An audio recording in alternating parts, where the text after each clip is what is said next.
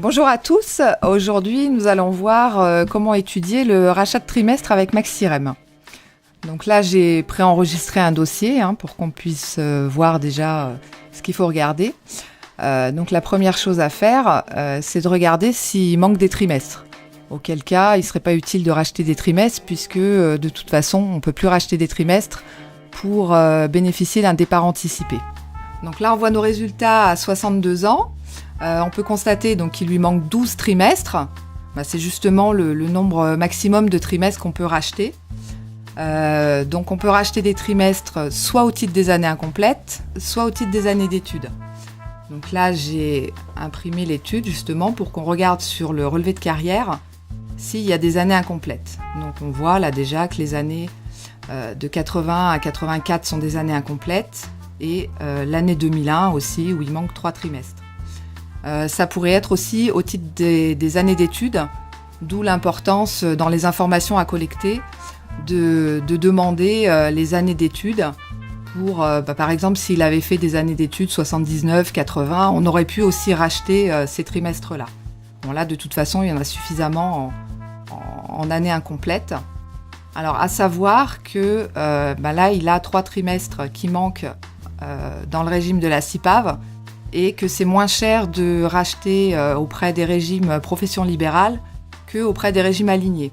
Donc dans notre rachat, ce sera le régime qu'on va privilégier pour le rachat de trimestre. Donc on retourne dans le logiciel et on va aller dans l'onglet rachat de trimestre, puisque c'est ce qui nous intéresse ici.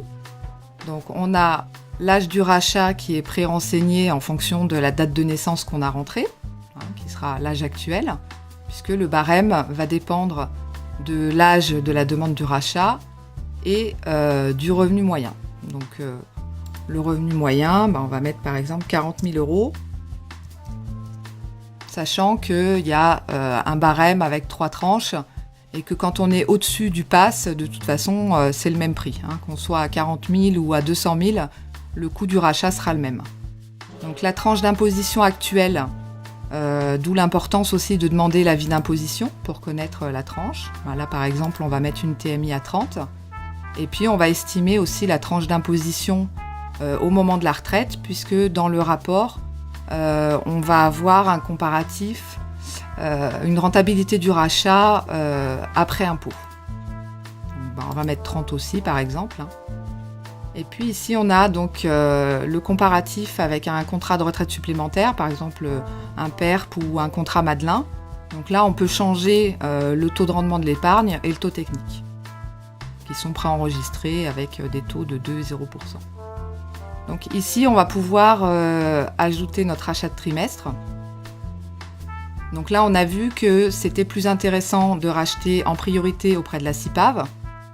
Donc on pouvait racheter 3 trimestres auprès de la CIPAV puisqu'il y avait une année incomplète où il manquait 3 trimestres. Donc on en rentre 3 et on les met à la CIPAV.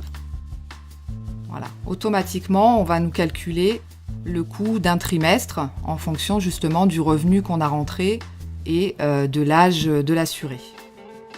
Donc dans notre rapport, on aura le rachat de trimestre avec l'option 1, qui est l'option qui correspond au rachat uniquement pour le taux de liquidation, et puis l'option 2 qui va être pour le taux de liquidation et pour le nombre de points régime de base quand on est sur une profession libérale, ou pour le taux et le coefficient de proratisation si on est sur un régime aligné. Donc là je valide. Donc là on a racheté 3 trimestres à la CIPAV, je peux encore en racheter 9 puisqu'il lui en manque 12. Donc les 9 qui restent, ils étaient rachetables auprès du régime général, puisque c'est là qu'étaient les autres années incomplètes. Voilà, donc je reste au régime général, pareil, donc le coût est calculé, donc on voit que le coût est plus important que celui qu'on avait auprès de la CIPAV.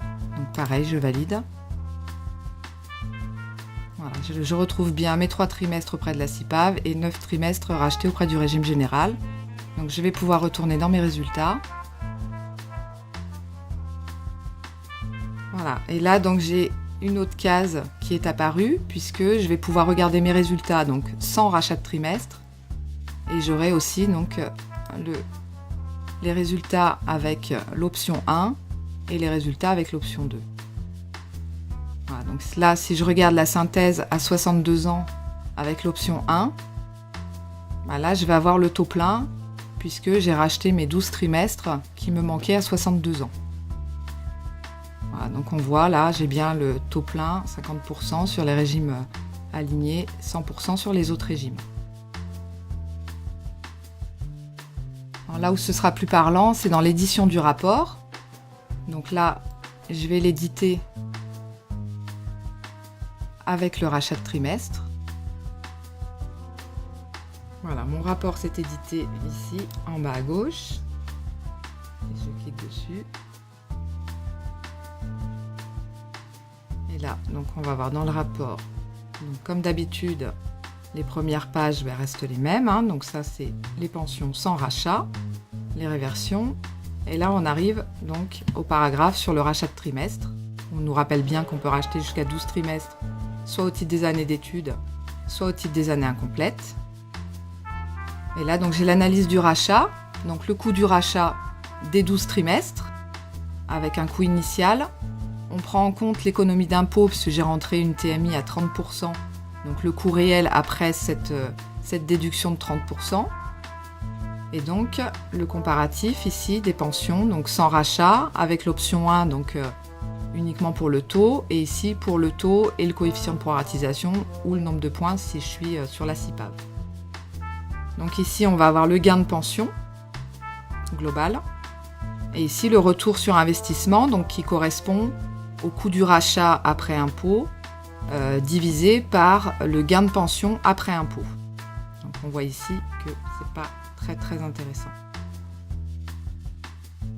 Et ici, on va avoir donc un comparatif. Donc c'est là qu'on avait donc taux de rendement, on avait mis 2% et taux technique à 0%. C'est ici qu'on a le comparatif. Donc on voit en plaçant donc ce qu'on a mis pour le rachat, si on le plaçait sur un contrat type PERP ou Madelin. Voilà, donc la rente qu'on a en plus avec un rachat de trimestre et la rente qu'on pourrait obtenir en versant la même somme sur un contrat PERP ou Madelin. Donc vous avez ici le comparatif. Et on voit donc ici le rachat de trimestre reste plus intéressant à 62 ans. Par contre, pour un départ en retraite après cette date, on voit que le placement financier est plus intéressant. Pareil pour l'hypothèse 2. Voilà, c'est tout pour ce tutoriel sur le rachat de trimestre et à très bientôt.